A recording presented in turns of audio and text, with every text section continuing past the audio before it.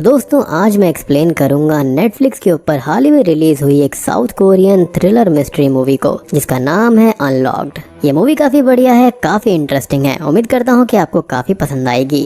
इस मूवी को डायरेक्ट किया है किम डाई जून ने और यहाँ पर इसकी रेटिंग भी काफी बढ़िया है। तो चलिए अब बिना किसी देरी के चलते हैं सीधा वीडियो की तरफ।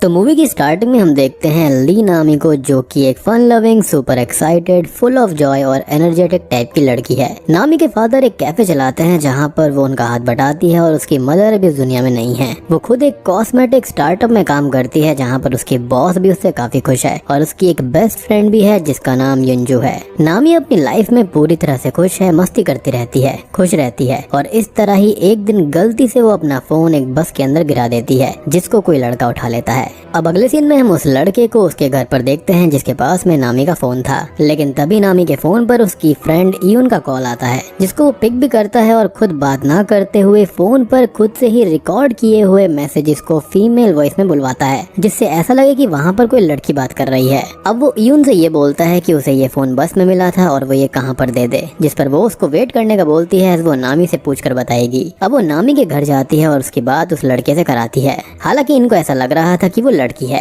खैर अब यहाँ पर वो लड़का उससे एक जगह फोन देने का बोल देता है और फिर उसके फोन पर आ रही नोटिफिकेशन से नामी के बारे में सब कुछ पता लगाने लगता है। और लगभग आजकल तो सभी लोग सब कुछ ऑनलाइन डाल ही देते हैं। बेसिकली वो उसकी सारी इन्फॉर्मेशन निकाल रहा था। अब वो नामी के फ्रेंड्स की लिस्ट देखता है, उसके इंटरेस्ट के बारे में पता लगा लेता है और भी काफी सारे इन्फॉर्मेशन वो ले लेता है जिसको वो आगे अपने तरीके से इस्तेमाल करने वाला था। अब वो फोन को अनलॉक करने की कोशिश करता है लेकिन वो ओपन नहीं होता और वो फोन की स्क्रीन तोड़ देता है। खैर अब यहाँ से ये पूरा का पूरा सीन और कहानी शिफ्ट हो जाती है और हम एक नई चीज देखते हैं जहाँ पर माउंटेन पर बारिश होने से वहाँ पर बैरी की गई एक डेड बॉडी बाहर आती है और वहाँ पर ढेर सारे पुलिस वाले इन्वेस्टिगेशन के लिए आए हुए थे।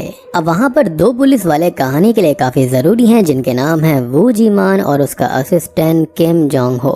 वो दोनों बात कर रहे होते हैं कि ये काम किसका हो सकता है और उन दोनों का शक एक ही इंसान पर था जो कि कोई और नहीं बल्कि जी मान का ही बेटा था, क्योंकि जहाँ से बॉडी मिली थी उस जगह पर जी मान ने अपने बेटे के साथ ट्री लगाया था और उसके बेटे का यूज करने वाला प्लांट फूड के प्रोडक्ट्स बॉडीज के आसपास मिले थे, जैसे वो खुद ही सब कुछ मार्क कर रहा हो। खैर अब जीमान को ये लग रहा था कि उसका बेटा जब 7 साल पहले घर छोड़कर भागा था तब वो ऐसा नहीं था और ना ही उसके अंदर किसी की जान लेने की हिम्मत थी। वो सोचता है कि उसका बेटा उल्टा हो सकता है, स्टूपिड हो सकता है, लेकिन किसी की जान नहीं ले सकता। जिस पर किम ये बोलता है कि शायद से वो किन्हीं बुरे लोगों के साथ में काम कर रहा होगा और ये सब उसके साथियों ने किया हो, जिस पर जीमान भी सोच में पड़ जाता है कि शायद से ऐसा हो सकता है। अब किम ये भी बोलता है कि उसका अपनी मदर से तो कांटेक्ट होगा ही, जिस पर वो बोलता है कि जो बच्चा अपनी मदर को बीमार छोड़कर चला गया और फिर कभी आया ही नहीं तो वो क्या ही उनसे कांटेक्ट रखेगा। लेकिन फिर भी वो ये बोलता है कि इन्वेस्टिगेशन के लिए वो एक बार चेक कर लेगा। अब कहानी यहाँ पर आपको 2 हिस्सों में अलग अलग लग रही होगी तो इसको हम जोड़ देते हैं। तो असल में बात ये है कि जिस लड़के ने बस में से फोन उठाया था वो कोई और नहीं बल्कि वही जीमान का बेटा चुनयोंग है, जो कि अपने पेरेंट्स से 7 साल पहले ही अलग हो गया था क्योंकि उसके फादर से काफी उसके डिफरेंसेस आ गए थे।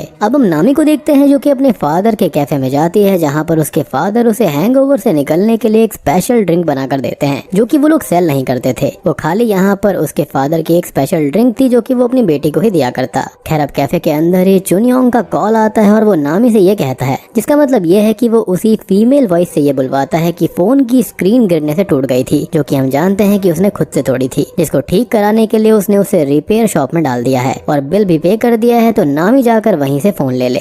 खैर अब उसके बताए गए एड्रेस पर जाकर नामी अपना फोन कलेक्ट कर लेती है, लेकिन ये चीजें इतनी सीधी नहीं होंगी। तो यहाँ पर हुआ ये है कि पहली बात तो ये कि शॉप ये चुनयोंग की ही है, साथ ही साथ उसने नामी के फोन पर एक स्पाई कैमरा इंस्टॉल करके उसके फोन को एक और फोन के अंदर क्लोन कर दिया था, जिससे अब नामी की लाइफ के एक एक मोमेंट के अल्टीमेट एक्सेस उसके पास में आ गए हैं, यानी कि छोटी से छोटी चीज उसको पता चल जाएगी। अब नामी वहाँ से फोन लेकर चली जाती है और वो दिन भर जो भी करती है, जिससे जो भी बात करती है, हर चीज पर योंग नजर रखने लगता है। शाम होने पर वो कैफे भी जाता है उसी ड्रिंक को लेने जो कि नामी के फादर ने उसके लिए बनाई थी और अभी तक नामी को उसके बारे में पता भी नहीं था, इवन उसने उसका चेहरा तक भी नहीं देखा था, यानी कि वो उसको बिल्कुल अनजान व्यक्ति की तरह मिल रहा था। हालांकि वो उसके बारे में सब कुछ जान चुका था। अब वो उस ड्रिंक के लिए इंसिस्ट करता है ये कहते हुए कि वो यहाँ पर पहले रेगुलरली आया करता था और वही ड्रिंक लिया करता था जिससे नामी उसे वो बनाकर दे देती है। खैर वो लोग थोड़ी बहुत नॉर्मल बात करते हैं और तभी नामी के फादर ली उन दोनों को देखते हैं और फिर नामी से ड्रिंक के बारे में पूछते हैं कि उसने वो क्यों दी, जिसको वो सेल भी नहीं करते। जिस पर वो कहती है कि वो यहाँ का रेगुलर कस्टमर है और ली उसका चेहरा याद करने की कोशिश करता रहता है। अब रात होने पर नामी अपने घर आ जाती है जहाँ पर वो अकेली रहती थी अपने फादर से अलग, और सो जाती है। और रात भर में योंग उसके फोन में और छानबीन करता है। इधर जीमान अपनी वाइफ के घर जाकर उसके फोन को चेक करता है, जिससे उनको ये पता चल जाता है कि वो अपने बेटे के टच में आज तक है। उससे बात करती है और रिसेंटली ही कुछ सामान या फिर खाना भी भेजा था, जिससे एक एड्रेस जीमान के हाथ लग जाता है जो कि योंग का हो सकता था, क्योंकि वो अपने ठिकाने बदलता रहता था।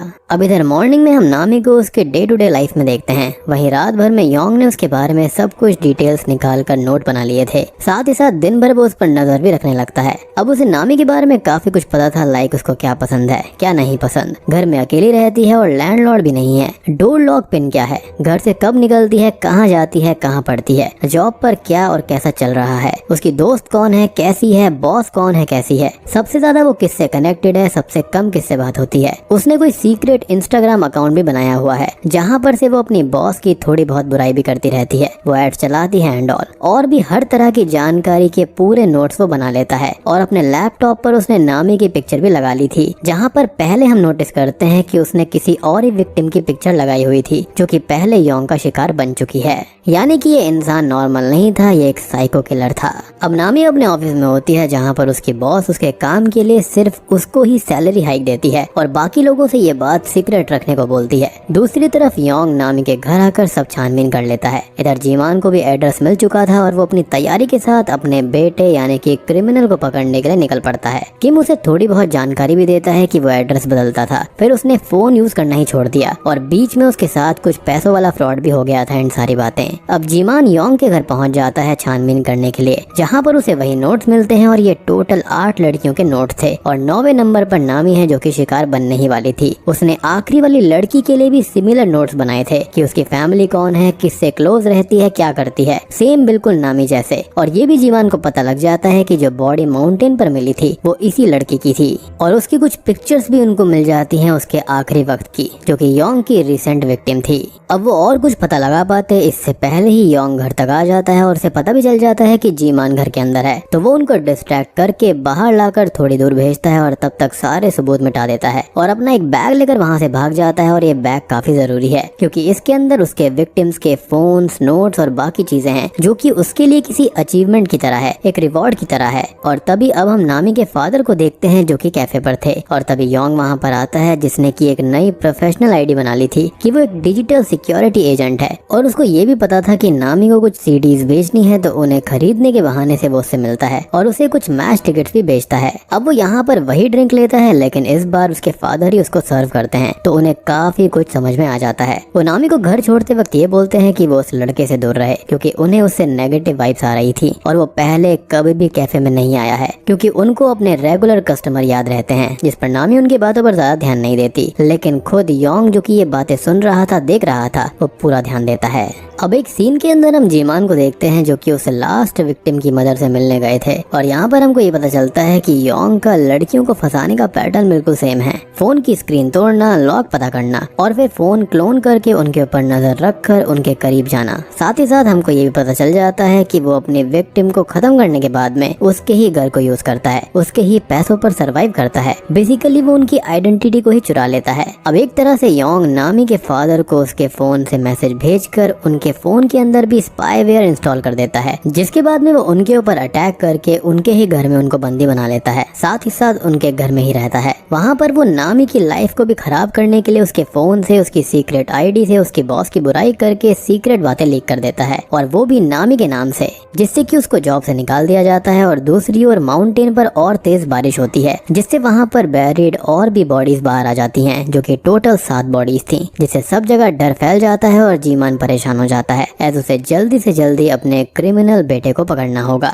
और एक खास बात की शुरुआत में नामी को जिस नंबर से कॉल आया था वो था तो योंग का ही, लेकिन वो जो आवाज थी वो शायद से उसके किसी प्रीवियस विक्टिम की ही रही होगी। अब इधर नामी की लाइफ आधे डिस्टर्ब हो ही चुकी थी और वो युन के साथ साइबर क्राइम में रिपोर्ट लिखाने जाती है, जहाँ पर वो उसे ये बोलते हैं कि वो प्रूफ ला कर दे कि उसका फोन हैक हो गया था, जिससे वो और ज्यादा परेशान हो जाती है कि अब वो प्रूफ कहाँ से लाएगी। अब उसे अपने डैड का मैसेज आता है जो कि ये कहते हैं कि आज वो छुट्टी ले रहे हैं हैं। हालांकि ये मैसेज भेजा तो योंग नहीं था। अब वो यून के साथ कैफे में जाकर बैठती है और अपने डिजिटल सिक्योरिटी वाली फ्रेंड को कांटेक्ट करती है, लेकिन योंग मैसेज खुद से कर देता है कि वो वेकेशन पर गई है। खैर अब तभी उसको ये याद आता है कि वो लड़का जो कि उसको कैफे में मिला था, जो कि कोई और नहीं बल्कि योंग ही था, वो भी सेफ सिक्योरिटी फर्म में है, तो उसको वो कांटेक्ट करती है। हालांकि वो नहीं जानती थी कि यहाँ पर वो योंग है। अब योंग इधर उसके ही फादर को टॉर्चर कर रहा होता है और अपने काम करने का तरीका और प्लान बताता है कि वो सब कुछ कैसे करता है। और अब जब उसके पास में फोन है तब तक वो कुछ भी किसी के साथ इजीली कर सकता है। खैर वो नामी से मिलने जाता है और वो उसको अपनी प्रॉब्लम बताती है, तो वो उससे ये कहता है कि किसी ने उसके फोन में स्पाईवेयर डाला था और खाली यहाँ पर दिखावा करता है। और वो अपनी एक और चाल ये खेलता है कि ऐसे ही अकेले में नामी को ये बोल देता है कि शायद उसकी किसी रूममेट ने वो सब पोस्ट किया होगा, जबकि वो जानता था कि वो अकेली रहती है। लेकिन उसे शक की सुई यहाँ पर यून के ऊपर घुमानी थी, जो कि घूम भी जाती है। और नामी यहाँ पर यून से पूछने लगती है कि उसने ऐसा क्यों किया, जिस पर उसे काफी बुरा लगता है। और यहाँ पर यून गुस्से में ये बोल देती है कि हाँ उसने ये सब किया, जो कि बिल्कुल झूठ था। लेकिन यहाँ पर उनके बीच में काफी मिसअंडरस्टैंडिंग हो गई थी और नामी यून को वहाँ से भगा देती है, लेकिन वो गुस्से में अपना फोन फेंक देती है, जिससे उसके फोन की स्क्रीन टूट जाती है। और तभी उसे ये रियलाइज होता है कि सारी चीजें उसी रिपेयर सेंटर से शुरू हुई हैं, क्योंकि उससे पहले उसकी लाइफ बिल्कुल बढ़िया चल रही थी। अब इधर जीमान और किम को किसी भी हालत में योंग को पकड़ना था, क्योंकि ये सब बॉडीज उसकी इविलनेस का डर सब जगह फैला रही थी। और उन लोगों को उसकी शॉप की लोकेशन भी मिल जाती है, जहाँ पर वो जाते तो हैं, लेकिन एक कदम आगे रहने वाला योंग वहाँ पर पहले ही सबूत को मिटा देता है। अब वहाँ पर उसे ही ढूंढती हुई नामी भी आ जाती है, जिससे वो दोनों बात करके उसके बारे में सब कुछ बता देते हैं, सिवाय इतने कि वो एक डेंजरस किलर है। यानी कि यहाँ पर नामी को योंग के बारे में पता चल चुका था। नामी को सब कुछ समझ आ गया था कि उसके इस फोन के अंदर अभी भी स्पाईवेयर है, तो वो जिमान के फोन से उस डिजिटल सिक्योरिटी एजेंसी में पता करती है कि क्या वहाँ पर वो काम करता है या फिर नहीं। और ऑब्वियसली हम जवाब जानते हैं कि वो वहाँ पर काम नहीं करता था। और यहाँ पर पूरी की पूरी कहानी उसके सामने साफ हो जाती है। लेकिन स्टिल यहाँ पर एक ऐसी चीज है जो कि बहुत ही ज्यादा क्रिटिकल है और बहुत ही भयानक है, जिसके असली पत्ते थोड़ी देर में खुलेंगे। अब वो एक प्लान करती है कि किसी और विक्टिम को फंसाकर उसकी प्राइवेसी का यूज करके उसे बर्बाद करने से पहले वो लोग उसे पकड़ लें, और इसके लिए वो नाटक जारी रखेगी। उसे फोन हैक का पता ही नहीं है ऐसा वो दिखाएगी और उसे बहाने से अपने घर पर बुला लेगी, जहाँ से वो लोग उसको अरेस्ट कर सकते हैं। खैर अब वो ऐसा ही करती है और उसे अपने घर पर बुलाती है। वो थोड़ा बहुत मेकओवर करके उससे मिलने उसके घर आता है और वहाँ पर उसके इंतजार में जीमान और किम वहीं छुप जाते हैं। खैर अब वो बाहर ही था और वो जीमान को देख भी लेता है, जो कि उसको अरेस्ट करने आता है, लेकिन जीमान यहाँ पर उसे पहचान ही नहीं पाता, ना ही किम। और वो उन लोगों पर ही गुस्सा करने लगता है कि वो लोग सिविलियंस को परेशान कर रहे हैं और वहाँ से बड़े आराम से चला जाता है। लेकिन सोचने वाली बात ये थी कि एक पिता अपने ही बेटे को, जो कि सिर्फ 7 साल दूर रहा था, वो उसको पहचान कैसे नहीं पाया। तो इसका जवाब अंत आते आते मिल जाएगा। एक कहानी यहाँ पर चला कौन रहा था। अब उसके भागने के बाद में वो दोनों नामी के घर पर जाते हैं और वो अपने पुराने फोन को ऑन करके उसमें अपनी सिम डाल लेती है और वो दोनों उसे आज की रात कहीं और रुकने की सलाह देते हैं। तो वो अपने डैड के घर चली जाती है। अब इधर वो अपने डैड के घर पहुंचती है, जहां पर उसे जीमान और किम छोड़ देते हैं और उसे अपना कार्ड भी देते हैं, जिस पर वो कुछ लिख कर उनको ये बताती है कि वो सिर्फ टेक्स्ट मैसेज करेगी और अगर वो उनको टेक्स्ट मैसेज नहीं करती तो वो लोग तुरंत ही यहाँ पर आ जाएं, जिसका मतलब ये होगा कि यहाँ पर कुछ गड़बड़ है। अब वो अपने घर जाती है तो उसे योंग मिलता है, जो कि उसे भी होस्टेज बना लेता है। वहीं पर किम और जीमान आगे जाते हैं तो उन्हें कॉल आता है कि एक और बॉडी मिली है, जिसका डीएनए योंग से ही मैच हो रहा था। लेकिन योंग तो अभी भी जिंदा है और उन लोगों को समझ में नहीं आता कि ये सब चल क्या रहा था। इधर योंग नामी को होस्टेज कर चुका था और उससे जीमान को मैसेज करवा देता है कि वो सेफ है और अब वो उसे उसके फादर के पास में लेकर जाता है, जिसे उसने बंदी बना रखा था और टब में डाला हुआ था, जिन्हें डुबाने की धमकी देते हुए वो नामी से उसके हाथ पैर बंधवाता है और अब उसे ही टब में डाल देता है, जिससे उसके ही हाथों उसके फादर की जान चली जाए और फिर वो उसको भी खत्म कर देगा। और अब वो हर विक्टिम की तरह अपने इस विक्टिम की भी आखिरी पिक्चर लेता है और फिर आराम से हॉलवे में आता है, जिसके बाद में वो उस विजिटिंग कार्ड को देखता है तो असल में उसके अंदर नामी ने ये लिखकर जीमान को दिया था कि वो कॉल ही करेगी, उसके अलावा कुछ नहीं, क्योंकि उसे अंदाजा था कि उसका दूसरा फोन भी हैक्ड होगा। और हम तो जानते ही थे कि एक बार वो घर जा चुका है, यानी कि जब योंग उसके घर पर गया था स्टार्टिंग में तो उसने उसके दूसरे फोन को भी हैक कर लिया था और इन लोगों ने इसको फंसाया। खैर अब वो बाहर देखता है तो किम चुपके से अंदर आता है, जिसे वो मारने बढ़ता है, लेकिन जीमान उसको पकड़कर पीटने लगता है और अब उससे एक बहुत ही शॉकिंग सवाल करता है कि योंग कहाँ पर है। जी हाँ, यानी कि वो अपने बेटे से ही सवाल कर रहा था कि योंग कहाँ पर है और वो रोते हुए उसको बोलने लगता है कि वही योंग है उसका बेटा। और तभी किम नामी और उसके फादर को बाथटब से बाहर निकालता है और नामी तो बच गई थी, लेकिन उसके फादर होश में नहीं आ रहे थे।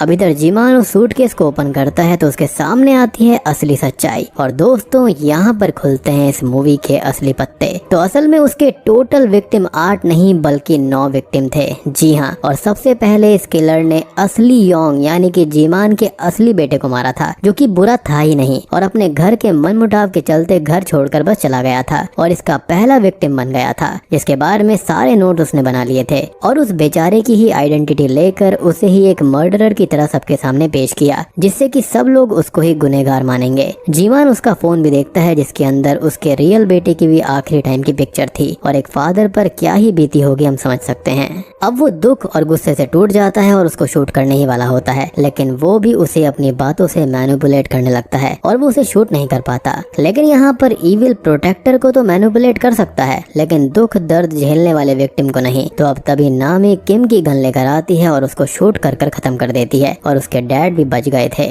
अब अगले सीन में जीमान ने नामी के ऊपर से केस हटवा दिया था और असली कातिल पकड़ा भी जा चुका था, खत्म हो चुका था और नामी अब अपने फादर और ईयुन के साथ अपनी हैपनिंग लाइफ में वापस चली गई थी। लेकिन अब उसके मन में हमेशा एक डर बना रहेगा कि कहीं फिर से वो किसी ऐसे ही इंसान का शिकार न बन जाए।